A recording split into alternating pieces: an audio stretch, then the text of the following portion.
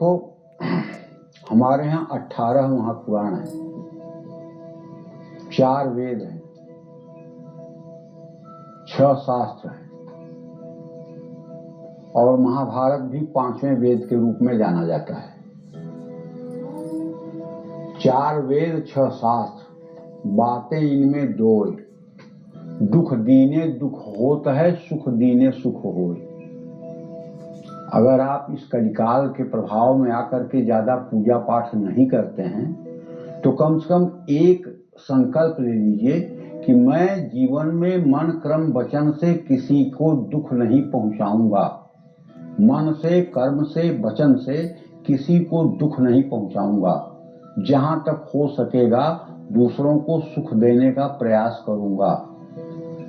अगर इतना भी संकल्प बन जाए और इस पर आदमी चल दे तो भाई भगवान तो आपके पिता ही हैं ना, वो मंगल भवन है, वो कभी नाराज नहीं होते हैं। जैसे सूर्य चाह के भी अंधेरा नहीं कर सकता, उसी तरह से भगवान चाह के भी अपने भक्तों का अनिष्ट नहीं कर सकते, क्योंकि उनका नाम है मंगल भवन। मंगल भवन अमंगल हारी, वो मंगल भवन है। तो वराह पुराण के अनुसार माँ लक्ष्मी की कुंद के फूलों से, भगवान विष्णु की कमल के फूलों से पूजा करना शुभ माना जाता है। माँ लक्ष्मी की कृपा प्राप्त करने के लिए श्री सूक्त और कनकधारा स्तोत्र का पाठ करना चाहिए। श्री सूक्त का पाठ करने से माँ लक्ष्मी का घर में अस्थायी वास हो जाता है।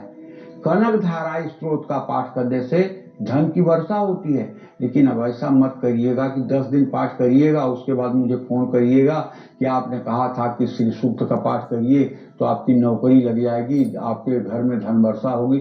नहीं हो रही है, नहीं, इसका समय है। अगर आप श्री सूक्तम के 16 मंत्रों को 16 बार सुबह 16 बार शाम को करना शुरू करिए।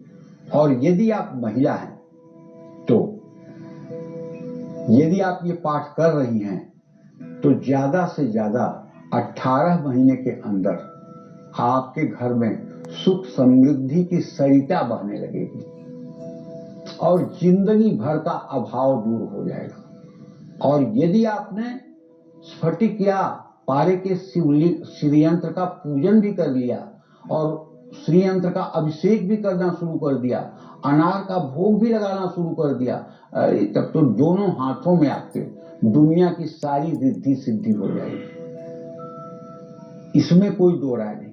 और यदि कोई महिला या पुरुष कनकधारा स्तोत्र का नित्य 108 पाठ और 3 वर्ष तक कर ले तो मैं दावे के साथ कहता हूं वो व्यक्ति इस संसार के जिस भी कार्य के लिए कल्पना करेगा वो कार्य उसके जीवन में अवश्य साकार होगा, इसमें कोई दो राय नहीं। लेकिन 108 पाठ कनकधारा स्तोत्र का नित्य और 3 वर्ष तक अगर किया जाए तो परिणाम आप देख लीजिएगा।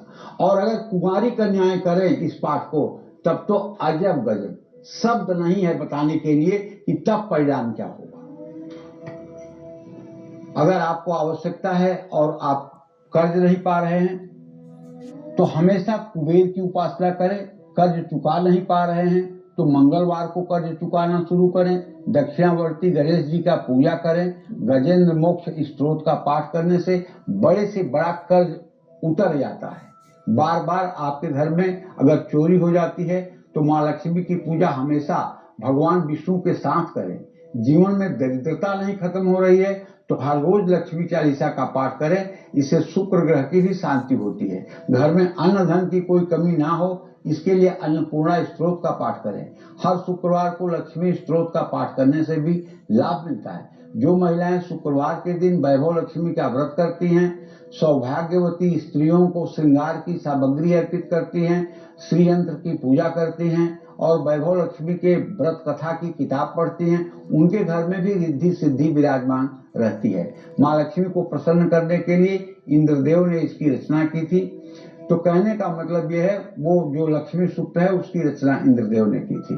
तो कहने का मतलब यह है कि यदि आप महालक्ष्मी को अपना इष्ट व आराध्य मानने लगेंगे वो कब तक आपको नहीं मानेंगी। उनके तो हम संतान हैं, वो मानेंगी ही, इसमें कोई दो राय नहीं है। बस ये है कि हम अपने चरित्र और चिंतन को ठीक रखें, हम किसी को कष्ट न दें, हम किसी को दुख न पहुंचाएं, तो हमारा जीवन अपने आप ठीक हो जाएगा। जय मां।